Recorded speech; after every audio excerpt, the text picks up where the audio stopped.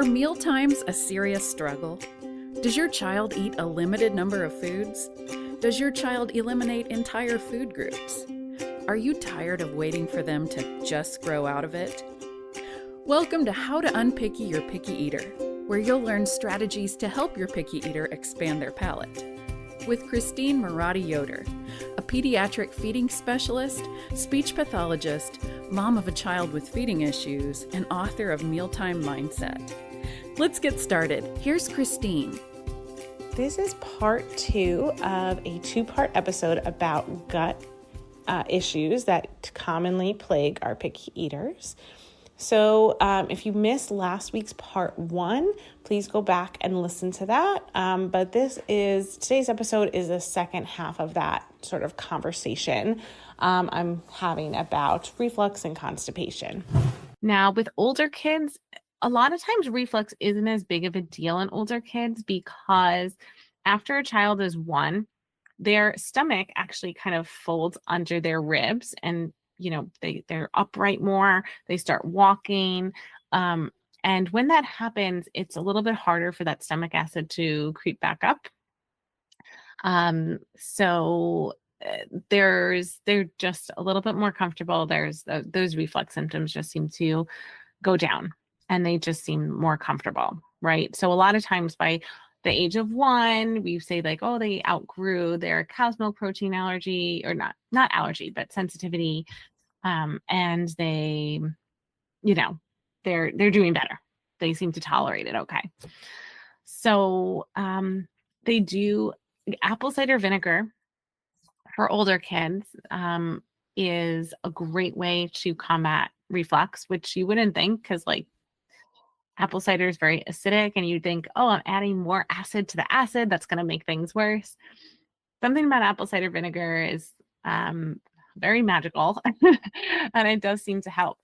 And they do make apple cider vinegar gummies, which are very palatable. And my son, actually, it's his favorite gummy to take, even though he doesn't really have reflux anymore. Sometimes there might be a day where he had something that kind of bothers him. And honestly, I'll give him one of those apple cider vinegar gummies and he seems really great after. And it's a fairly quick, instant effect because once it hits the stomach, that apple cider vinegar sort of does something down there and things start to improve very quickly. So even as an adult, apple cider vinegar really can help with reflux for sure. So those are my, I'd say, top tips. There's one more tip, which I just learned about as I was researching for this episode, Epsom salt baths, which I do often anyway for different reasons to pull out toxins and things. But Epsom salt baths came up as a more holistic solution to reflux. Now, it's not something I had tried when he was an infant and had reflux. Had I known about it, I would have tried it for sure. I did, I think I kind of explained it earlier, these digestive salts enzymes. I think it was called NatPhos, PHOS, phos. And it was some sort of a homeopathic, it was this little white tablet, it was like a salt enzyme. And I think I put half of it in his bottle, which was just my breast milk. And I think it did help a bit. But yeah, he had pretty bad reflux and it did mess things up. And a lot of times we'll see kids later on that are very picky eaters. When we go back in their history, oftentimes they have a history of reflux, right? Which is that negative experience with food very early on. So that's the reflux. That's the reflux stuff. All right. So before we dive into the constipation stuff, if you are struggling with your child, you're not really sure where to start, please go to pickyeaterstest.com, eaters with an S. And it is a quiz that we have created to sort of help you gauge how serious the problem is and give you some resources on what maybe your next step should be, depending on how serious the problem is. So definitely check that out. If you really want some specific one-to-one advice and help, we have our Picky Plate to Clean Slate parent course, which is just incredible. It is so supportive, so thorough, so detailed, and something I'm so, so proud of. And it's if you are struggling at all, that is such a great solution. So if you want to learn more about how this program totally transforms meal times, please visit us at foodologyfeeding.com/courses, and you can find more information about it there. But it's a lot of one-to-one support and learning at home as well. All right, let's jump into constipation and Miralax. So Miralax is so often prescribed for kids with constipation. And I'll say sometimes the constipation does affect the babies, but a lot of our kids who are older, picky eaters that we see, constipation is their main issue now, not reflux. I find reflux affects mostly babies, like infants, and that is their bigger problem. And of course, sometimes constipation goes hand in hand and affects babies too. But I find more often than not, the babies are the reflux, constipation is with the older kids. Okay. And I'm older can even be like 2 or 3, and beyond that, okay. So Miralax is very, very, it could be very damaging to your digestive system. And I don't even know how doctors started prescribing this to kids. I assume they were just sort of out of ideas, or had nothing better to offer. But it is not approved for children under 17. Okay, so I don't know why any child is on Miralax at all. It is not safe for children under 17, and it is not for long-term use. So if your child has chronic constipation, it, this should never even be considered, I think, because you would have, if it was chronic constipation, it's assuming that you're essentially going to be on it for long-term use. And on top of that, they're a child. I feel like that's just, not a good idea. So of course we want to look to the root causes of what is causing the constipation. Now, sometimes there is a food component, like that food sensitivity, that can cause constipation. So even in our babies that have constipation, sometimes when we change that formula or take something out of mom's diet, the constipation goes away and they are feeling better. So things like dairy, gluten are common things that sort of can cause inflammation and block up that system. What gluten is, it's almost like if you can picture like glue in the body. Gluten is kind of like glue. It just like kind of sticks to things, and the body doesn't digest gluten well. Even if you have been eating gluten for 30, 40 years and you've never seemingly had a problem, it's just the human body doesn't digest gluten great. And I would even venture to say that this is a recent problem, because the gluten that we have today, the breads that we have today, are not the same breads that we had 100 years ago. They are completely different. Okay, so at least in America, I know our bread is probably some of the worst in the entire world. It is heavily sprayed with chemicals and pesticides, and it has changed the genetic makeup of the wheat. And wheat today is very hard for the human body to digest. So whether you think you can digest it or not, I'm telling you that your body is struggling to digest that product, no matter what. And I would venture a guess that if you eliminated gluten from your diet, you would just tell me that you felt better. Maybe you became more regular. Maybe you felt lighter. Maybe you were less gassy. Maybe you felt like you had more energy. Whatever it is, I could almost guarantee you would have some sort of a positive effect by eliminating gluten from your diet. And more, you are seeing people with gluten allergies, celiac disease. You're seeing people with gluten intolerances. And I've seen so many people with, they didn't get, they don't have a gluten allergy, quote unquote, from the allergist, but they are so sensitive that even cross contamination, so using the same pots or pans that someone cooked other things with gluten on, will bother them and make them feel sick. So, and I don't see it improving. I see it only getting worse because nothing is changing with how they're processing the wheat. So, those things might be, I'd say, like the first to go. I would say maybe we can eliminate those first, and see if things improve. And I know that that's not easy for people to do. And it's because it's everywhere and it's in all of your favorite foods. And the tastier versions of those foods are usually the ones with gluten in them. And as a hardcore Italian who loves pizza and pasta, I'll tell you, it is not easy to do. It is definitely doable. It's not easy. And of course, it's not as much fun as just eating the regular stuff. But you have nothing if you don't have your health.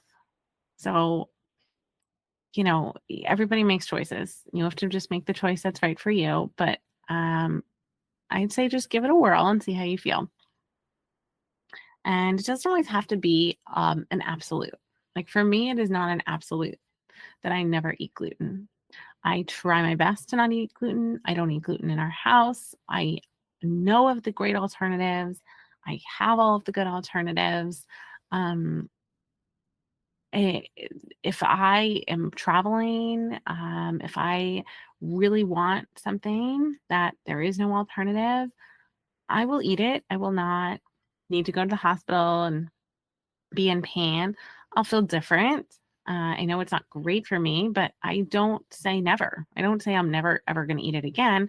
I just have the knowledge now to say like, okay, I guess I'll have it. I'll do my best. I'll, take some digestive enzymes. It is what it is. If a lot of people say when they go to Italy, they can actually eat the gluten because their wheat is so different from our wheat, that it just affects people very differently there. So that's an interesting thing to note. But okay, so back to the constipation. That was my gluten tangent. Miralax. Miralax damages and strips the gut of all of the good bacteria, which you need to ward off illnesses and, and keep your body healthy and digest food properly. So Miralax is going to disrupt your entire gut microbiome. It is going to strip you of your short chain fatty acids. Fatty acids are essential. Fat is you need it for your body and cells to function, and it really disrupts all of that in a not so good way. Okay, so it's prescribed. I can't change what doctors prescribe. You can choose to try it out. I would say very cautiously, making sure that you want to get to the root cause. Don't make it last a long time. If it's going to be a Band-Aid, let it be a Band-Aid. I find some parents will opt to do enemas, No one likes sticking things up their kids' butts, but it might be a better option if they're very blocked up rather than that Miralax. Not that enemas are a great solution, that you don't want to do them all the time. They shouldn't be long term, that whole 9-yard thing. But there are other options, I guess, is what I'm saying. One of them is magnesium can loosen the stools. Now, I am not an expert on like how much magnesium to give, like what is a dose of that, and like how do you unblock your kid's stool with magnesium. I'm not the expert on that. A functional dietitian would be a great resource for that. There's also a fantastic Facebook group called like Parents Against Miralax. And the resources they have, the information they have is incredible. And I highly recommend that you check them out. They have all of that information for you there, as well as research studies, parent testimonials, like anything you could possibly want. They are going to talk about it right there. Other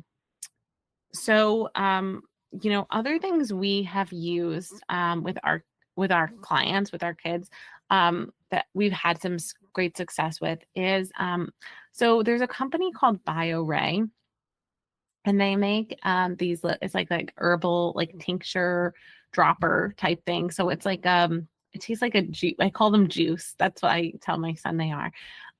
It's juice. We're gonna have our juice today, and it's like these little droppers of this, is like, I don't know, I call them magic juice.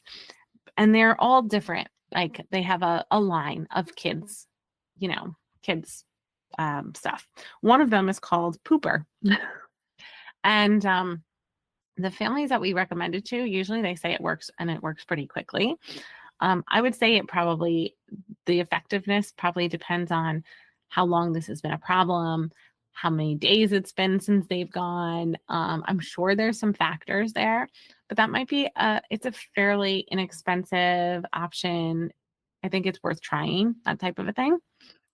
And what BioRite is a company that focuses on health and wellness and detox specifically, which is my next and last thing I wanted to say, is that a lot of times kids who need a detox also are constipated. And it's because if you have a lot of heavy metals in your body, apparently, and those create the perfect environment for harder stools and for kind of getting stuck in that department. So a lot of times the BioRay, it's pooper, right? But some of those ingredients in there are also like detox ingredients. So I think that that's also why it works well, is because it helps to do like a gentle detox. We're going to do a different episode on detox. There's different ways to detox, different types of detoxing. That can be pretty involved as well. So not going to get into that today, but just wanted you to kind of keep that in the back of your mind of like, oh, well, maybe we haven't explored detox. That might be a piece of whatever puzzle that you were trying to figure out. So yeah, something to think about there. But there are, with, just to sum up here, with reflux, with constipation, with these gut issues, there is almost always a solution that is not medication based that you can try first.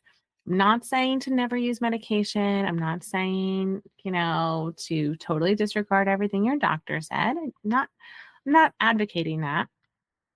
I'm just, I want you to be educated. I want you to know. I want you to ask these questions to your healthcare providers, and making them stick to giving you a plan. Like, what's the plan here? Like, we can't do this forever. This isn't safe. It's not helpful, long term. It's not good for my child. So like, well, what's the next step? If they have to be on this, what are we going to do to get them off of it? And that's where I find a lot of doctors fall short, because they don't know that next step, because they are trained to provide medications. they don't know anything about functional nutrition and holistic and how the whole body sort of works together in a very natural way. How nutrition can support or how poor nutrition can hinder, they don't usually have that breadth of knowledge. Their knowledge is fairly limited to, okay, you have this symptom, this symptom, this symptom. You can take this medication at this dose for this weight and this, age, right? That's their lane. And there are some doctors who are wonderful and have learned and grown and explored new avenues. And there are others who haven't. And I don't know which type of doctor you have, but you as the parents can come in armed with this knowledge and say, well, I know that this is not safe for children under 17. So what's the exit plan here, doc? And that might take them by surprise, but that's okay. That's not your problem. Your job is to advocate for your child and to, no one's going to take care of them and advocate for them the way you will. And you can't advocate if you don't know what you're talking about, right? So that's why I love teaching you guys these different things, because knowledge is power.